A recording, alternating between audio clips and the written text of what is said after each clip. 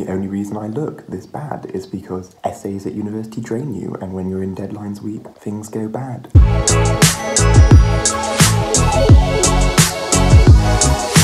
Hey guys, so this week is deadlines week, or it would have been if St Andrews was doing stuff normally. Exams for the majority of us got cancelled, so normally Kiana and I would have done like a study with me or something in St Andrews Library where she would have studied and I would have walked around probably and tried to find people to talk to.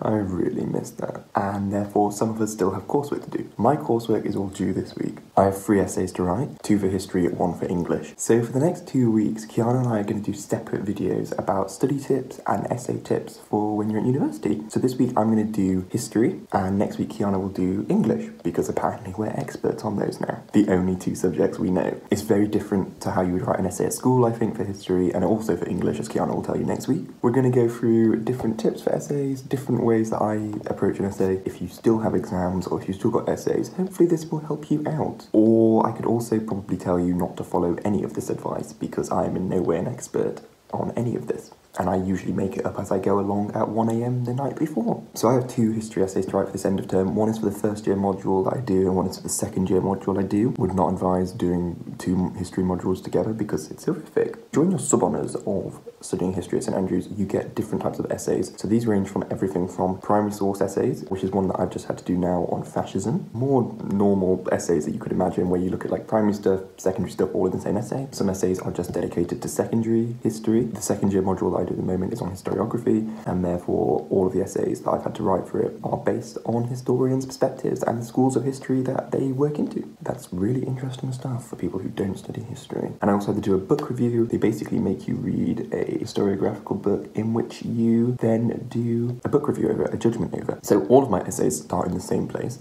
and that is with research. Usually I would be in the library, in which I would have a stack of books, and then typically that will be me for an entire day or a bit longer, going through the research and taking notes. I'm old-fashioned, I take notes by hand, and so then you end up with streams of pages like this.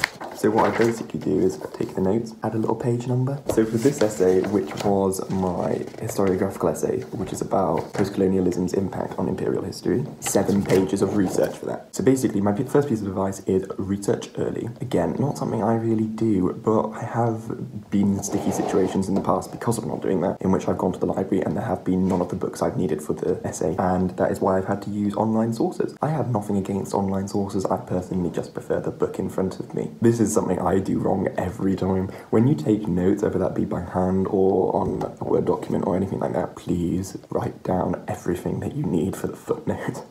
Because I have been there like an hour before the deadline is due, rushing around the library, trying to find footnotes, sometimes making up page numbers. I'm so glad my tutor doesn't watch this anymore. The history department are definitely looking for a range of sources, whether that be primary or secondary. It's not like at school, like during A-levels and stuff, I never really used secondary historians. I probably did like 2 per essay maximum, and I still came out with an A star, so I'm not really sure how that worked. But it's really unnecessary at school compared to how it is at university. So it was a big wake-up call in that sense to realise how different it was to A-levels. For history especially, because they want to see that you've used a different range of primary and secondary sources, especially with secondary sources, because they like to see that you've got an understanding of how the historical arguments have changed over time. The way I write an essay is really odd and really not normal. I don't write in chronological order. I write really oddly, in which I just do random sentences and see how they work together, which is why I haven't filmed my process of writing these history essays. Basically, these are my 2 essays. This one on the left is my second year historiography essay. This one on my right is my first year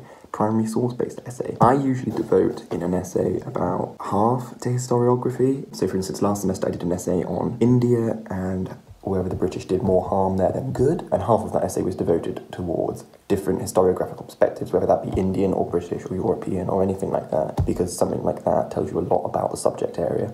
Also gets you better marks because it shows that you're engaging with higher debates. Footnoting is mental. I absolutely despise footnoting so much because it's always the last thing I do. Again, the history department give you all of the information on how to format your footnotes. It's a stressful time. I hate footnoting so much. And then what we get to is the bibliography, which is one of my favourite bits actually. So for this essay, my bibliography is extremely long. I probably wouldn't have this for an average essay. So for instance, my fascism essay is probably half of this because that's mixed between primary and secondary sources, but for this one, it was extremely long because of the different historians that I looked at. I would tell you right now that structure is super important, and also style of writing is extremely important. Succinct style of writings, they really like. Again, something that I had to learn when I came to university, really, because I used to be such a waffler. I still am a waffler, as my tutors will tell you, just not as much now, which is a great time. Structure, introduction, then I usually do a historiography laying out how the schools have changed, how perspectives have changed, deeper insight into historians, body of the essay, which is usually quite short by this point because of word limit, conclusion, wrap up the argument basically. Throughout all of the essay, you should always be comparing, I feel, in an essay like that. And then in terms of general study tips I have for any people who are studying history out there, how I studied history at school was generally just read the textbook over and over again, and then make like mind maps or something like that, or bullet point lists, or just revise that way. At university, it's not like that. At university, revision for exams is extreme and difficult, and especially for history exams, because they could literally ask you anything on the course. I mean, of course they could do that for A-level, but it's a much more broad spectrum. So for instance, my modules this year have basically covered everything from Renaissance until modern day, so around 2000 basically. So, you know, you get about 1,000 years of history to need to learn. So it's extremely intense to do that for history revision. And so yeah, guys, that is everything I wanted to tell you about writing essays at university for history. Please ask me anything about St Andrews University, history, anything like that. And yeah, that's pretty much all I have to say about writing history essays at university. I now need to go and edit all of these because they are all currently over the word limit by quite a way. And so yeah, guys, please like, subscribe, comment, anything you need to know. And Kiana will be here next week, in which she's going to go a lot more in depth probably about English essays and English exams and all of that cool stuff at St Andrews. And so guys, I will see you later. Bye.